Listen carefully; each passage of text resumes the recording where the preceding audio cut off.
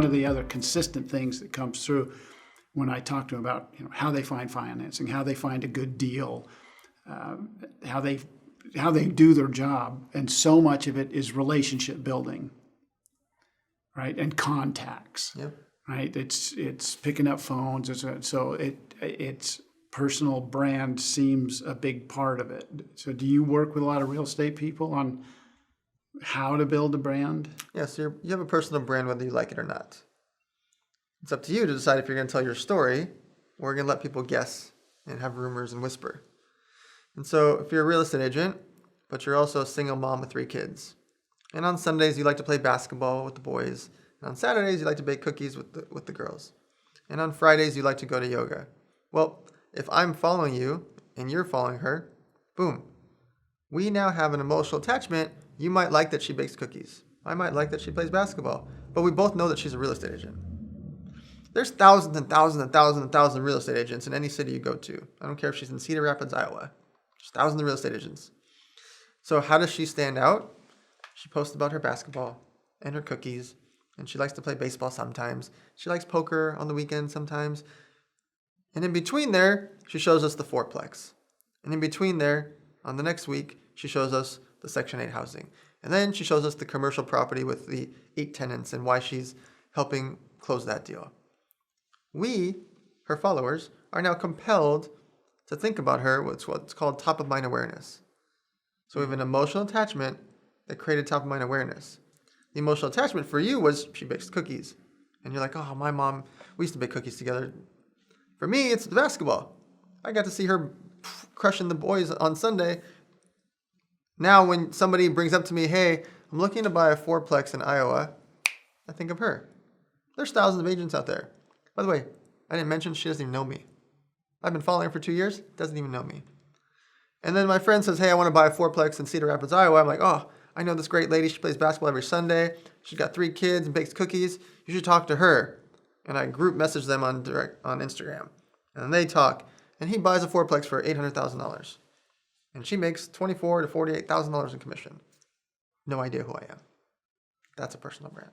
So if I'm going to get into real estate investing, I want to, whether it's buy single-family homes, flip them, sell them, buy fourplexes, whatever it is, I need contacts, right? I need to find people. You need the bank officer, the loan officer, the mortgage broker, the notary, the people that are going to do the paint, the people that are going to do the wood and the pool and the cleaning and the gardening and the roof and everything.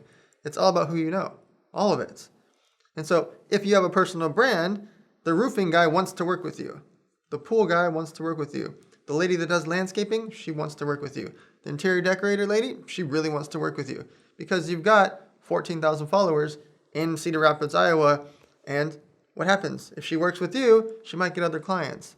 And people like you don't do real estate once, right? You don't do real estate once. No, I'm in it to build it. Yeah. And people are in it for 5 years and 10 years and 20 years and mostly for life. And so if you have a personal brand, she wants to work with you. He wants to work with you. She wants to work with you. He wants to work with you. Everybody wants to work with you because of your personal brand. And now, as you're posting content about interior decorating and about the roof and about the pool and about the landscaping and about the security system and every single part of a house, the other vendors want to work with you too. They're not going to overcharge you. You know why?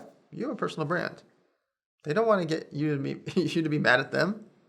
The security guard does not want you to be mad at him because you are loud. You have 14,000 followers in Cedar Rapids, Iowa, and you're like, oh yeah, I'm going to be looking for a new security guard company or security company. And they're like, wait a minute, I thought you liked that company. No, I don't like TriStar Security, whatever the name is, because they charge me too much. That doesn't happen. It really doesn't happen. Because now your personal brand makes them want to, instead of charging you 10 grand, they charge you 8,200. Because what happens when they do that? Now you're like, I love TriStar. TriStar's fantastic. I use TriStar for every one of my homes all throughout Iowa. You guys should check him out. What happens next time? Instead of 8,200 to 7,600. He's going to do it at cost for you because you have a personal brand. So how do I build it? So building a personal brand is a couple things. One is social media is the easiest, and it's the scariest for people. Because if they hear me say, you got to post on Facebook, Instagram, Twitter, LinkedIn, TikTok. They're like, oh my God, I don't want to post on 5, 6, 7 platforms. That sounds crazy. Let me make it simple. Make one piece of content. It's one photo, one video. You make one caption that goes underneath that photo or video, and then you do what's called repurposing. So let's say you and I take a photo right now, okay? I take the photo, and I take a caption. I say, great Sunday afternoon, doing this interview, blah, blah, blah, blah, blah. And I tag you. I post it on Instagram at 9 a.m. At 9:01 a.m., I go to Facebook, and I copied the exact same caption about great Sunday afternoon, interviewing, blah, blah, blah, blah. And I paste it onto Facebook. It's the same exact photo. And 9:01, I push submit. And then I go to LinkedIn, and I paste it. And it says, great interview on Sunday, blah, blah, blah, blah, blah. It's the same exact picture. And I do the same thing on Twitter at 9:04 a.m. And that's it. It sounds like, oh, I need to use a fancy platform. I need staff and editors and personal this and blah, blah, blah. You don't need any of that stuff. Everybody watching this right now has a cell phone. If you have a cell phone, you can have social media. Because guess what's also interesting? Facebook, Instagram, Twitter, LinkedIn, all these platforms are free. It is irresponsible of you not to use free platforms. And so now I posted at 9 o'clock and 9:01 and 9:02 and 9:03 about us. And then you gain X amount of followers that are like, wait, who's that? I want to interview with him too. Does he have a podcast? Is that a documentary? Is that a business show? What is that? And they go down the rabbit hole. They research you now. What just happened? We're both building a personal brand because we're called leveraging. You're leveraging my personal brand. I'm also leveraging yours.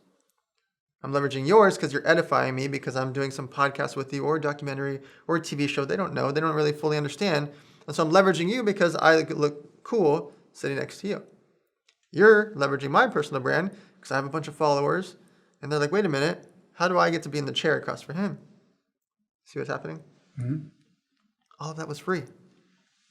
All that done was from a phone. The phone that you carry with you all day and night.